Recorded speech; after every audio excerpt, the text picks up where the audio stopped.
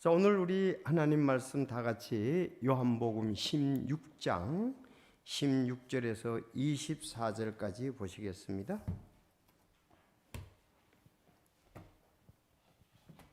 요한복음 16장 16절에서 24절까지입니다. 자, 제가 16절 읽고 여러분이 17절 읽고 24절까지 그리고 마지막 33절 읽도록 하겠습니다. 같이.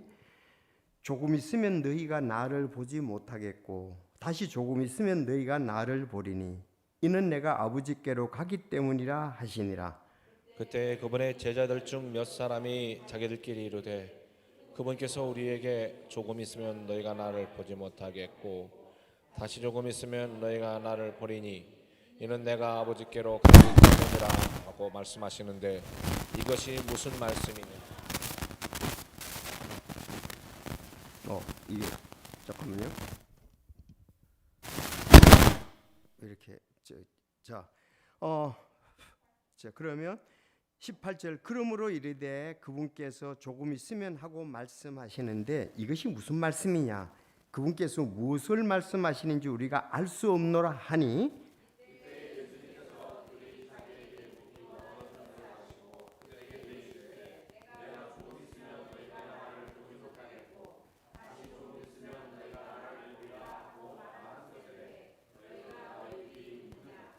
자, 20절 진실로 진실로 내가 너희에게 이르노니 너희는 슬피하며 애통할 것이나 세상은 기뻐하리라.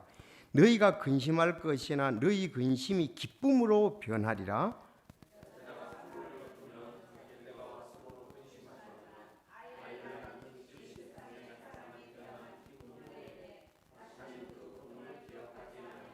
그러므로 지금은 너희에게 근심이 있으나 내가 다시 너희를 볼 것이요 그러면 너희 마음이 기뻐하리니 아무도 너희에게 너희 기쁨을 빼앗지 못하느니라.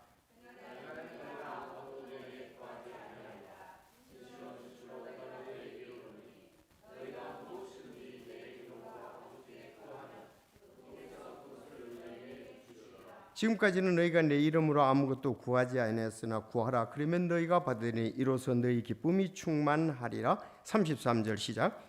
너희에게 이 일들을 말하는 것은 너희가 내 안에 화평을 얻게 하려 함이니라. 세상에서는 너희가 환난을 당할 것이나 기운을 내라 내가 세상을 이겼노라 하시니라. 아멘. 하나님 아버지 감사합니다. 오늘 또 요한복음을 통해서 하나님의 말씀을 우리 마음에 새기며 이 말씀으로 인해서 또 주님 우리에게 바라시는 것 또 이루어 드리고 우리는 참 또 이 의를 행하는 그런 하나님의 사람들이 되기를 원합니다. 선하게 인도해 주시고 또 말씀으로 말미암아 우리 그 안에 견고히 쓰고 또 주님께 기쁨을 드리는 우리의 삶이 되게 하여 주옵소서. 감사드리며 우리 주 예수님의 이름으로 기도하옵나이다. 아멘. 오늘은 우리의 신앙은 기쁨이다. 우리의 신앙은 기쁨 이렇게 제목으로 말씀을 드리겠습니다. 우리의 신앙은 기쁨이다. 오늘 우리가 이렇게 찬송을 부를 때도 보니까 거의 기쁨의 또 특성도 기쁨에 관한 것이었고요. 그래서 기쁨이 찬양이 많아요. 나의 기쁨, 나의 소망 되시며 또 내가 매일 기쁘게 순례길을 행하면 성령이 계시네. 오늘 또 세 번째 이 기쁜 소식 널리 전하세. 그래서 우리 기독교의 신앙은 근본은 기쁨입니다. 시편 118편 24절 여러분 잘 아시죠? 이 날은 주께서 만드신 날이니 그날을 우리가 기뻐하고 즐거워하리로다. 자, 이거는 앞에 이제 22절, 23절에 보면 예수님 그 건축자의 버린 돌이 모퉁이에 머릿돌이 된다. 그 얘기가 나오면서 그건 이제 사도행전 2장에 보면은 인용할 때에 예수님의 죽음과 부활에 대해서 얘기하고 있어요. 그리고 우리는 부활의 신앙이잖아요. 이 날은 주께서 만드신 날이니 그 날을 우리가 기뻐하고 즐거워하리로다. 예수님의 부활에 관한. 그래서 부활의 신앙은 기뻐하고 즐거워하는 것입니다. 근데 이렇게 많은 경우에 보면은 참 그 기쁨보다는 계속적으로 그냥 간구만 하는 경향들이 참 많이 있습니다. 내 속에 그 예수 그리스도를 말미암아 이루어진 그 놀라운 그 사실들로 해서 기뻐야 되는데 계속 구원의 확신이 없고 그렇기 때문에 구원이 잘 안 다뤄지니까 간구만 하는 거예요. 간구만 하는 거예요. 주여 주여 죄인 오라 하실 때 날 부르소서 그냥 그 찬송하면 그냥 주여 주여 그렇게 하는 거예요. 그러니까 구원의 확신이 중요한 거죠. 구원 확신은 예수 그리스도 십자가에 죽은 거 부활이잖아요. 그러니까 기독교 신앙은 기쁨입니다. 우리가 기뻐하고 즐거워하리라. 그러므로 교회는 잔치집이지 초상집은 아니다. 참 신앙은 환경과 관계없이 항상 기뻐하는 겁니다. 그렇게 믿습니까?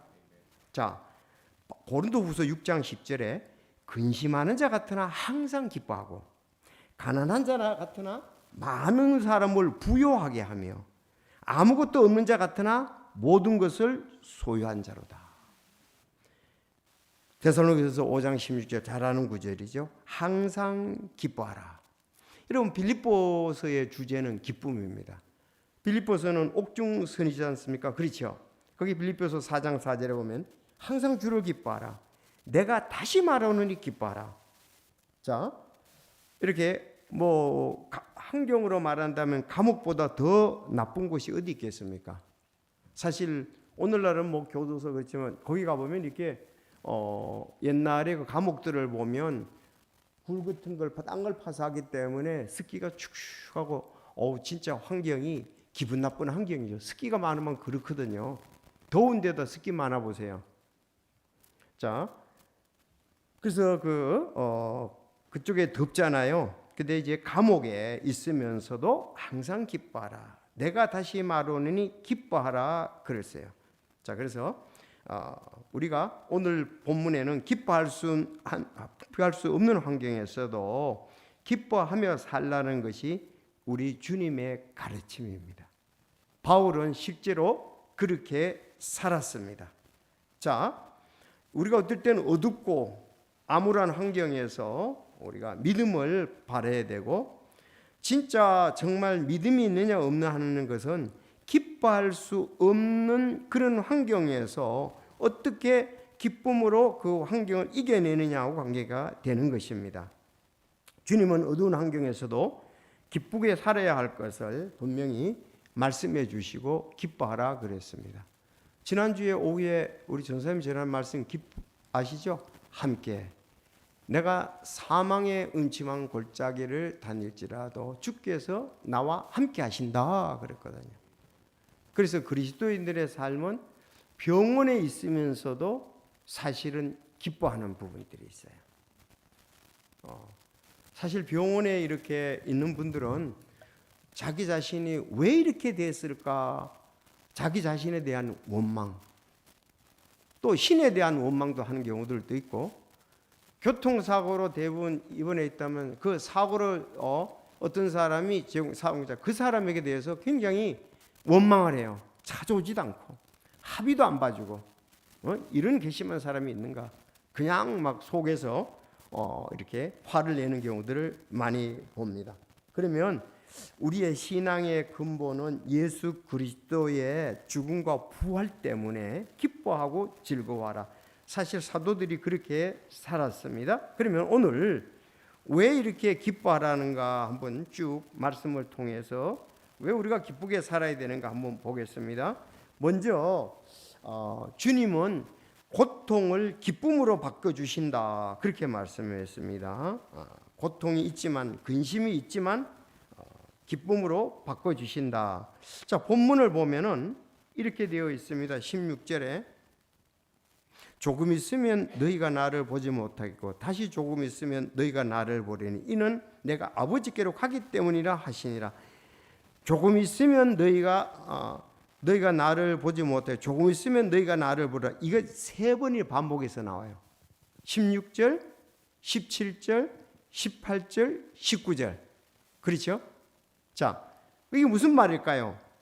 조금 있으면 너희가 나를 보지 못하겠고 다시 조금 있으면 너희가 나를 보리라. 이는 내가 아버지께로 가기 때문이라 그랬거든요. 아버지께로 간다 이거예요. 그럼 뭘 말하는 거예요? 이것은 예수 그리스도의 죽음을 얘기를 하죠. 조금 있으면 너희가 나를 보지만 나 죽으니까. 그래 조금 있으면 너희가 나를 보리라. 부활이란 말이죠. 내가 아버지께로 가기 때문에 이건 승천이란 말이에요. 그렇죠. 그거에 대해서 지금 4번이나 이렇게 얘기를 하고 있습니다. 그러면서 이제 예수님이 예를 들어주는 거예요. 20절 진실로 진실로 내가 너희에게는 너희는 슬피하며 애통할 것이나 이건 좀 해석이 세상은 기뻐하리라고 그랬어요. 너희가 근심할 것이나 너희 기쁨이 근심이 기쁨으로 변하리라 그랬습니다. 자, 예수님이 십자가에 달려 들어갈 때 그들이 슬피 울며 애통하겠죠. 근데 세상은 기뻐하리라. 요거 해석을 잘 해야 돼요. 세상은 기뻐하죠. 왜? 예수님이 자꾸 책망을 하니까 죄에 대해서. 지금 예수님 없는 세상에 사람들은 기뻐합니다. 마음대로 죄질 수 있으니까. 근데 제자들도 너희가 근심할 것이나 근심이 기쁨으로 변한다 그랬거든요.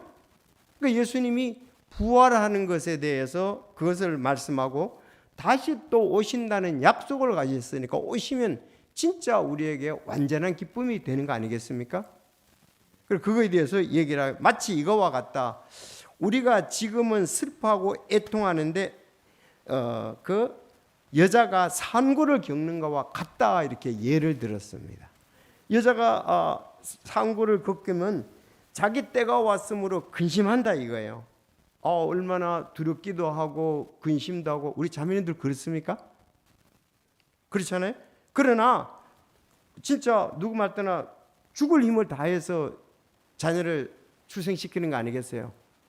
엄청 최고의 고통 가운데 하나가 이 아이를 출산하는 거라고 얘기 들었는데 그러나 아이를 가슴에 딱 안을 때의 그 고통의 모든 것은 잊어버리고 드디어 아기를 얻었다 이런 기쁨이 있는데 남자들은 아무리 얘기해도 이게 안 되는데 성경대로 맞겠죠. 맞습니까 자매님들? 네. 그래서 그걸 얘기를 했어요. 이자가 상고를 겪으며 자기 때가 왔으므로 근심하지만 아이를 낳은 즉시 세상에 사람이 태어난 기쁨으로 인해 다시는 그 고통을 기억하지 아니하리라. 저희 딸이 이제 둘째를 가지고 입덧을 하고 있잖아요. 첫째가 논 지 얼마 안 되니까.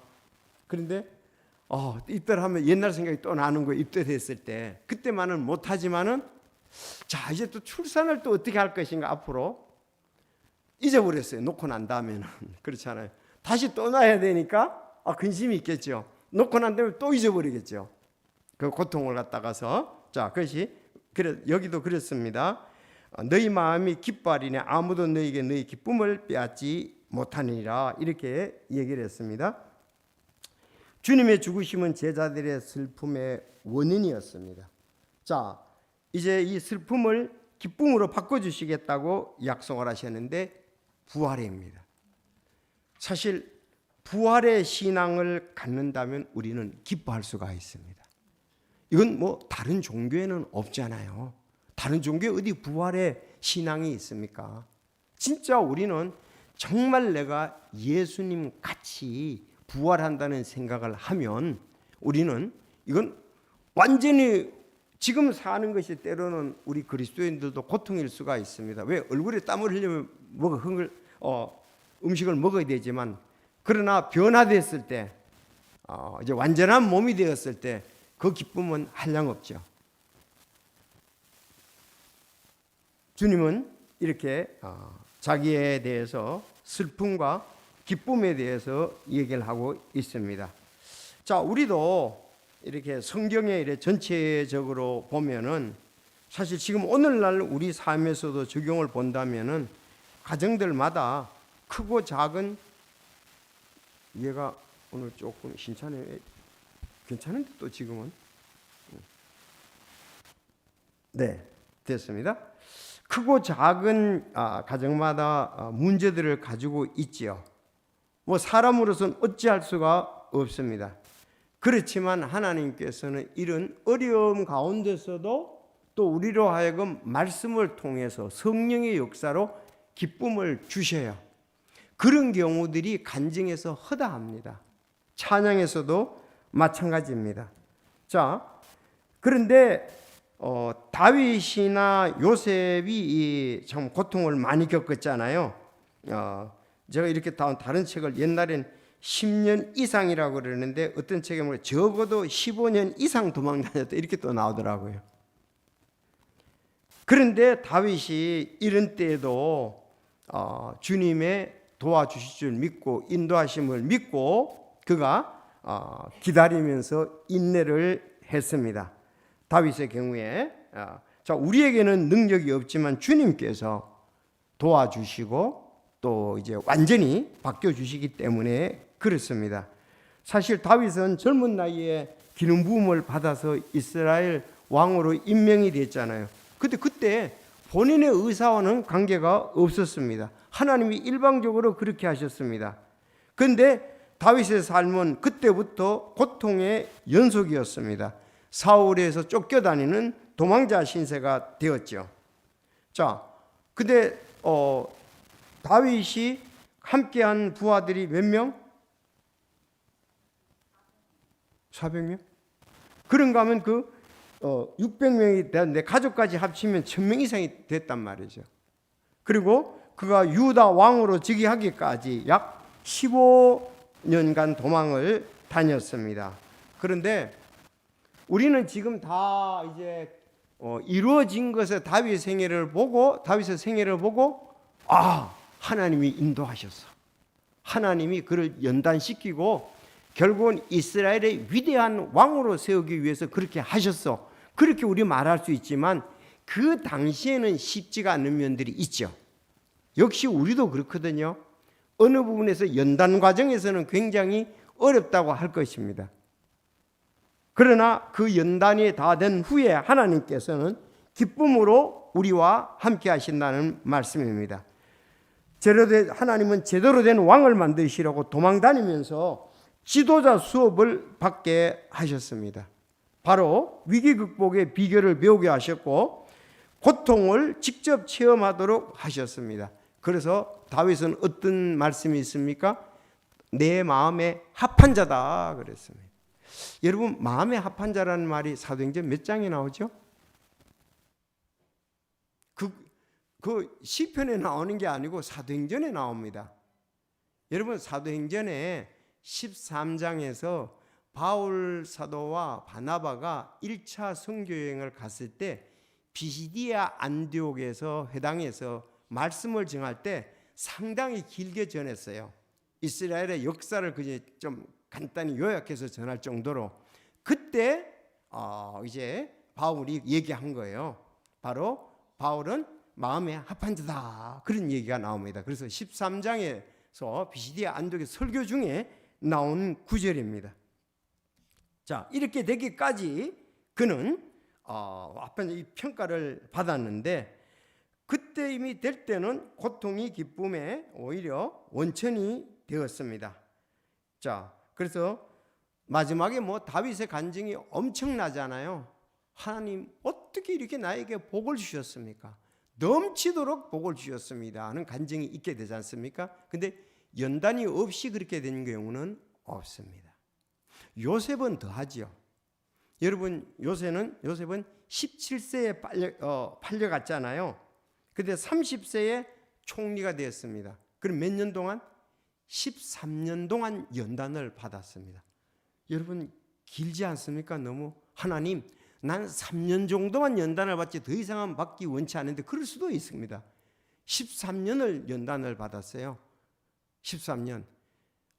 이것도 완전히 그냥 노예로 들어가서 또 오해를 받아서 잘 나갔었죠. 가정 총무가 되고 또 총무에서 오해를 받아서 감옥에 들어갔어요. 근데 하나님은 감옥에서도 그를 연단시켰습니다. 왜냐하면 감옥에 정치 지도자들이 와가지고 대화를 하고 그런 걸 봤거든요. 이미 거기서 국정에 대해서 그런 것을 술 맡은 가는가 떡 맡은 가느니 빵 맡은 가느니 감옥에 들어왔었잖아요. 그런 얘기도 듣고 하면서 그는 지도자의 수업을 쌓았습니다. 사실 요셉이 국무총리 할 때 얼마나 잘했습니까? 근데 하나님은 요셉만 구하려고 연단시키려고 그런 것이 아니라 그가 훌륭하게 되도록 하기 위해서 게 아니고 이스라엘 백성들을 구하기 위해서 그랬습니다. 그렇죠? 이스라엘 백성들을 구하기 위해서 하나님은 척척척척 계획을 가지고 계십니다. 그에게는 건드기 어려운 고통이 있었지만 진짜 요셉 정도 되면은 살고 싶지 않았겠죠. 14년 동안. 그러나 하나님은 이집트의 총리로서 이스라엘을 구하려는 계획 가운데 이 진짜 대제국이거든요. 대제국. 나이도 또 좀 들어야 되잖아요. 17세 가지고는 안 되잖아요. 30세. 근데 성막에서 일하는 사람도 30세였잖아요. 그렇죠? 그래서 하나님은 적당할 때 가장 적합하게, 우리는 다 모른다 할지라도 하나님 앞에 갔을 때 하나님 왜 이렇게 연단을 받게 하셨으면 하나님은 정확하게 말씀할 때 그때 공감을 하게 될 거예요. 지금은 내가 볼 때는 부당한 것 같고 어려운 것 같고 날 왜 이러냐 그럴지 모르지만은, 그래서 하나님께서 이렇게 가장 어려운 환경에 처했다가 가장 좋은 환경으로 바로 이런 그 어려움을 기쁨으로 변하게 하신 것을 볼 수가 있습니다. 자, 우리도 글쎄 우리는 그렇게 믿는 것이 아름답다고 생각을 합니다. 우리의 슬픔과 고통을 하나님께서는 기쁨으로 바꿔 주십니다. 자, 오늘날도 이런 일들은 틀림없이 있을 것이라고 생각이 됩니다. 연단 없이 된 경우들은 거의 없죠. 모세도 마찬가지지 않습니까? 그렇죠. 모세도 광야에서 40년. 바울도 아라비아에서 3년간 연단을 받았죠. 아라비아에서. 그리고 하나님과 교제와 또 하나님이 말씀을 그것을 아라비아 광야에서 그가 훈련을 받았습니다.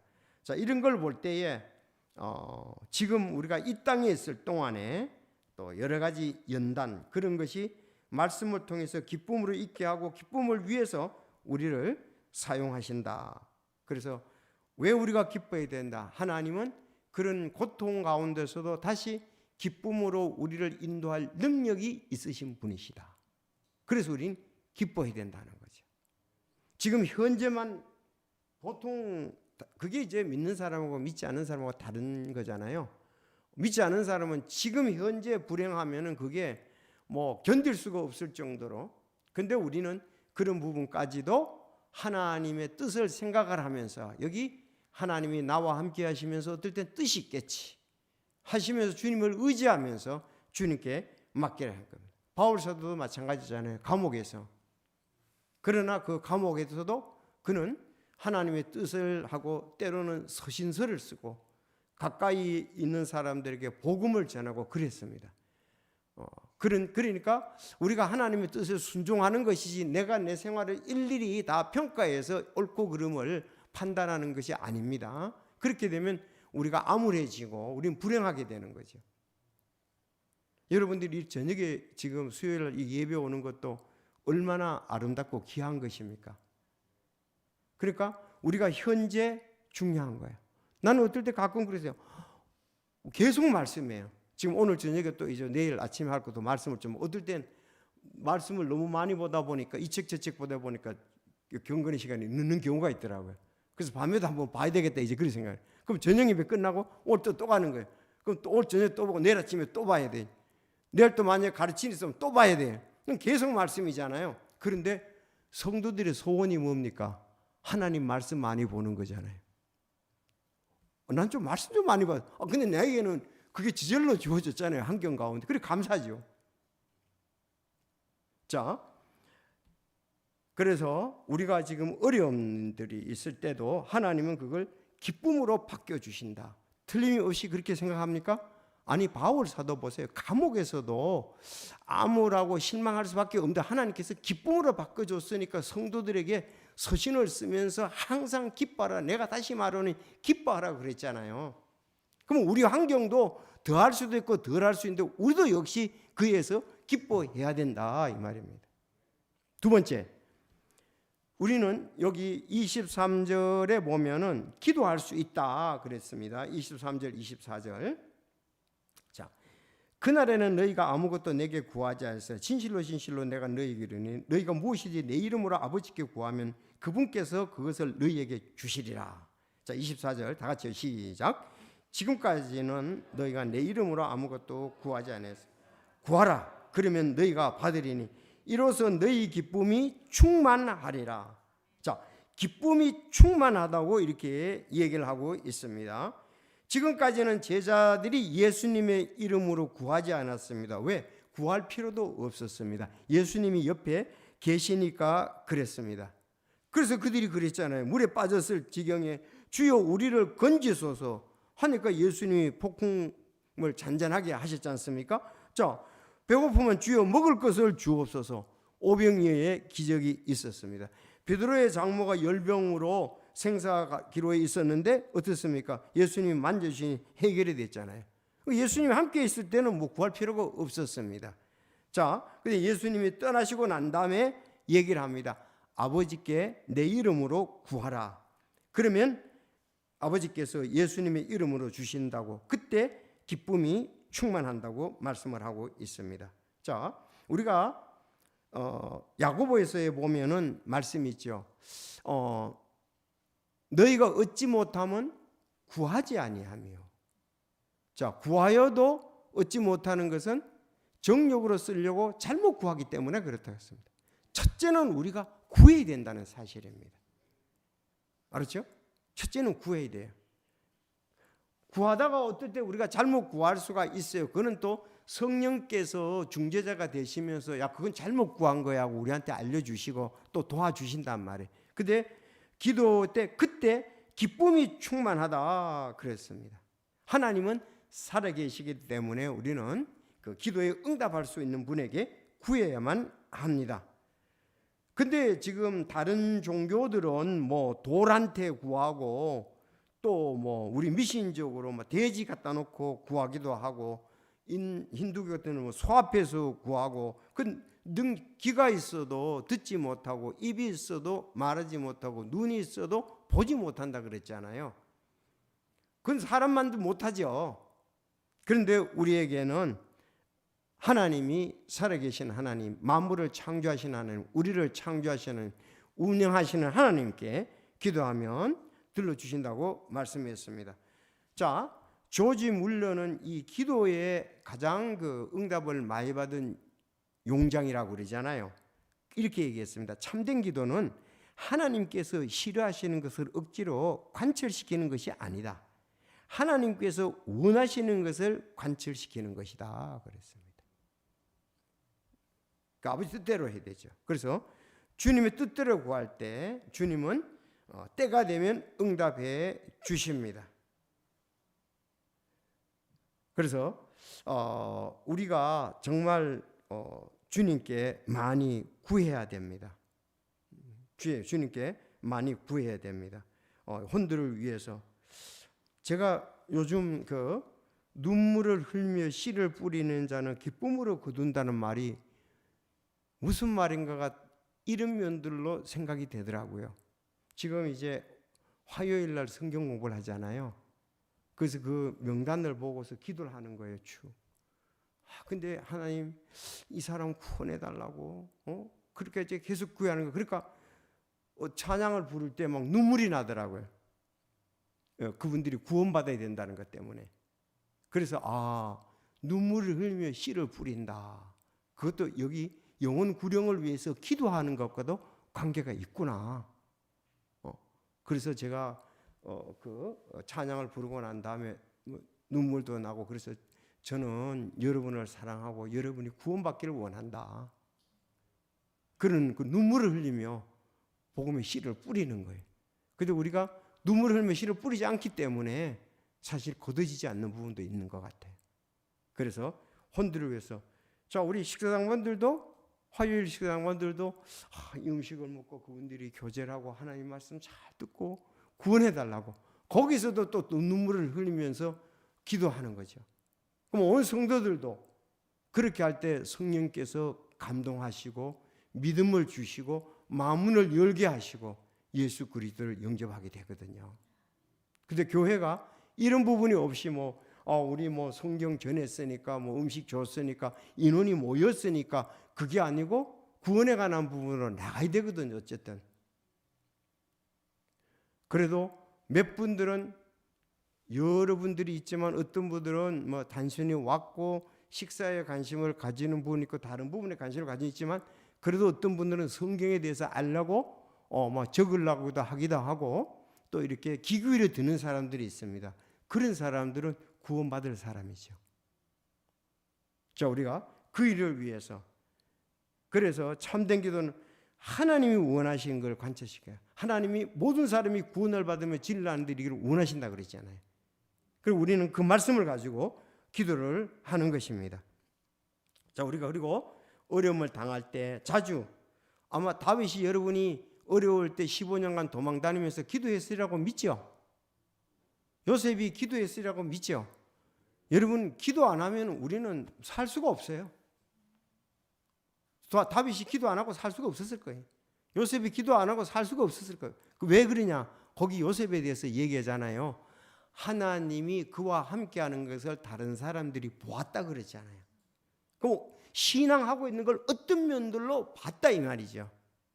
그러니까 그거는 분명히 기도가 있었을 겁니다. 자, 그래서 우리가 이렇게 왜 기쁘냐? 하나님께서 우리의 문제를 들어주시고 응답해 주시기 때문에 그렇습니다. 구하지 않으면 얻지 못합니다. 자, 야고보서 4장 2절 너희가 다시 한번 욕심을 내도 갖지 못하고 죽여서 갖고자 해도 얻지 못하나니 너희가 다투고 싸워 갖지 못하면 너희가 구하지 않았기 때문이라. 너희가 구하여도 받지 못하면 그것을 너희의 정욕으로 쓰려고 잘못 구하기 때문이라. 너희가 구하자 잘못 정욕에 쓰려고 잘못 구한다 이렇게 말씀을 하고 있습니다. 그래서 첫째, 하나님은 이제 우리의 그 어려움들을 기쁨으로 회복시키시는 능력을 가지신 분이시다. 지난번에 찬송가에도 그런 것이 있잖아요. 자기 집이 화재가 났고 또 여행을 가다가 자녀가 그 배에서 타니탄이 있잖아요.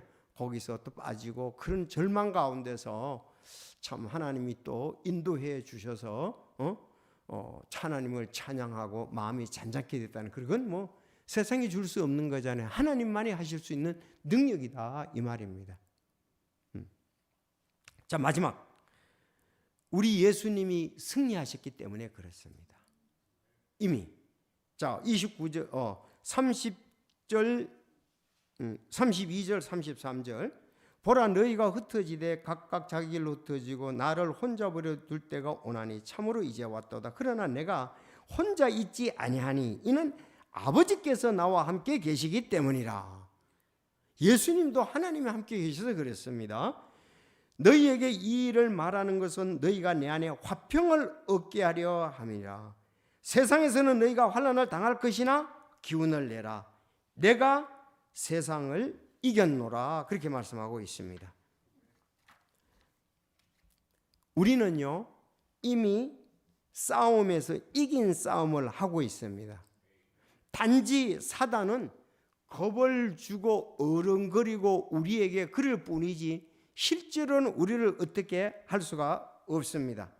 그래서 우리의 싸움은 이긴 싸움이기 때문에 우리는 실제로 담대함을 가지고 평안을 누리면서 기뻐하라는 말씀입니다. 자, 여러분 창세기 3장 15절 아시죠?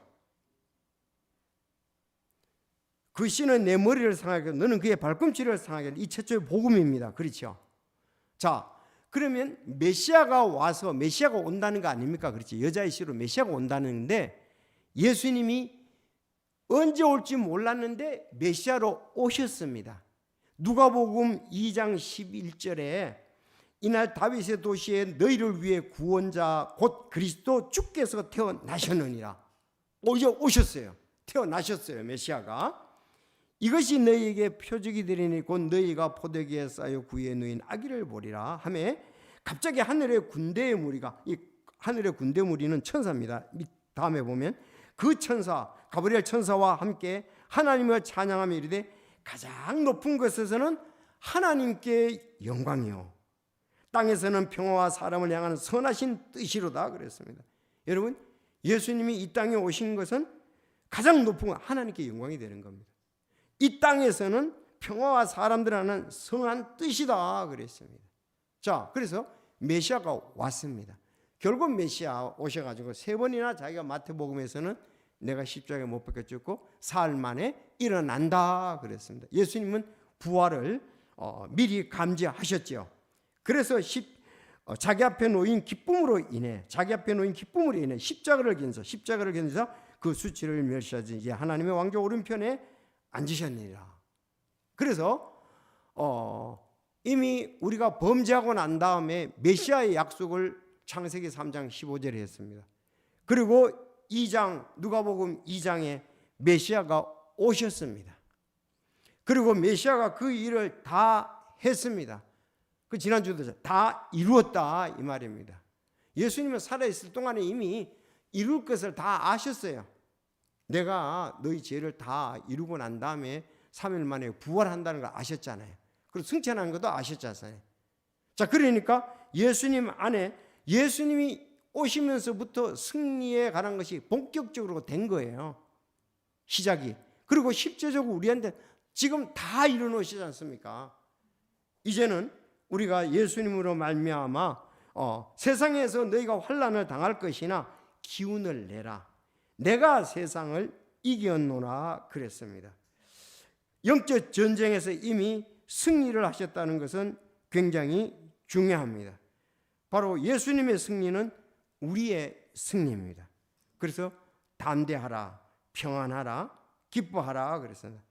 그런데 이 땅에서는 우리가 육신이 있기 때문에 환난을 당하지만 주님 때문에 우리는 기뻐할 수가 있습니다. 그래서 예수님 안에서 기뻐하고 승리하신 예수님 밖에는 참 평안이 없다는 것도 우리가 알 필요가 있습니다.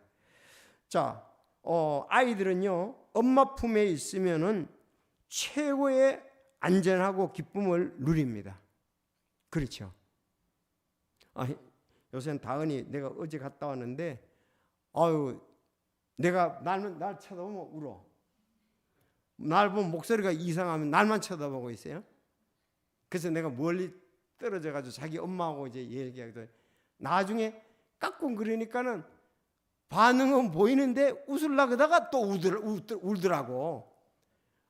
그래서 이 참 그러나 엄마 품에 있으면은 세상에 두려울 거 아무것도 편안하고 고열도 마찬가지죠. 세상이 무너진다 그럴지라도 근심은 부모가 하는 것이 아이가 하는 게 아니잖아요.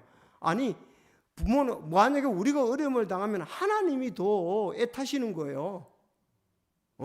진짜 우리가 하나님 안에 거하고 하나님 안에서 약속을 믿고 하면 우리는 사실 평안함을 아이들같이 가져야 되는데 믿지 않을 때 사고방식대로 근심 걱정을 내가 다 해버리는 거예요. 하나님 알아서 해주실 텐데. 그래서 오늘 우리가 이런 부분들을 알면서 3가지 오늘 말씀을 드렸습니다. 하나님은 고통을 기쁨으로 바꿔주신다고 지금 제자들 십자가에 예수님 달려 돌아가실 때 말씀하시는데 내가 고통이 있지만 너희들 내가 죽을 때 있지만 다시 내가 부활한다 그랬습니다. 예수님 부활했을 때 얼마나 기뻤습니까? 또 지금은 우리가 다시 오실 때까지 이 땅에서 환난이 있지만 다시 오시면 모든 것이 다 끝나게 되지 않습니까? 그래서 고통을 기쁨으로 바꿔주신다. 우리는 그런데 뭐가 필요합니까? 기도해야 됩니다. 기도할 때에 여기서 약속을 하셨어요. 너희가 받으니 이로써 너희 기쁨이 충만한다 그랬거든요. 기도하지 않고 왜 근심하느냐 이거죠. 기쁨이 충만한다. 그리고 주님이 마지막에 이렇게 이긴 것처럼 우리 대장 예수님이 이겼으니까 우리도 이길 수 있다는 겁니다. 이게 바로 믿음의 사람들이 쓴 내용이에요. 하나님께 받아서. 제자들은 엄청난 어려움을 당했지만 복음을 전하면서 그래도 주님의 말씀 수고하고 무거운 짐자 다 내게로 내가 너희 쉬게 하자 그랬잖아요. 그들은 마음에 그렇게 갈등이 많고 그랬던 건 아니었습니다. 외적인 환경은 그렇더라도. 그래서 그런 것처럼 오늘은 우리는 진짜 좋은 환경에서 살고 있죠. 근데 우리가 믿음대로 행하려고 그러면 어려움은 있습니다. 위대로 살라 그러면 어려움이 있어요. 그러나 우리가 주님을 의지한다면 세상을 이기신 주님을 의지한다면 화평과 또 여기에 있는 것은 승리, 또 우리가 평화가 우리 속에 화평이 우리 속에 있게 되리라고 이렇게 믿습니다. 그래서 세상에서 환난을 당하나 기쁘게 살 수가 있다. 슬픔의 원인을 기쁨의 원칙으로 바꿔준다. 기도하자. 그렇죠? 다 이겨놓은 전쟁이라고 믿습니까? 우리는 다 이겨놓은 지금 전쟁을 하고 있는 거예요. 자, 영적인 것에 대해서 하고 하면 우리 승리하게 될 것입니다. 그래서 16장은 바로 성령님이 오셔서 우리를 도우신다는 것과 예수님의 죽음과 부활을 통해서 결국은 승리하고 우리가 주님께 이제는 기도하라고 이렇게 약속을 하셨습니다. 한 가지 물어볼게요. 요한복음 16장 8절에 보면 그분께서 오셔서 죄에 대하여 의에 대하여 심판에 대하여 세상을 꾸짖는다 그랬잖아요. 다른 문제 책망한다 그러는데 여기 의에 대하여 이 부분이 여러분 옛날에 좀 이상했죠. 그럼 여기 의에 대하여가 뭐라고요? 그렇죠. 주님의 의가 아니고 세상의 잘못된 것에 대한 그 의들이 있잖아요. 그런 부분에 대해서 말하는 거예요. 세상의 의롭다는 그런 거 잘못된 의에 대해서 말하는 것이지 주님의 의를 말하는 것은 아니다. 그걸 좀 잘 아시고 하면 되겠습니다. 자, 오늘 기도하겠습니다.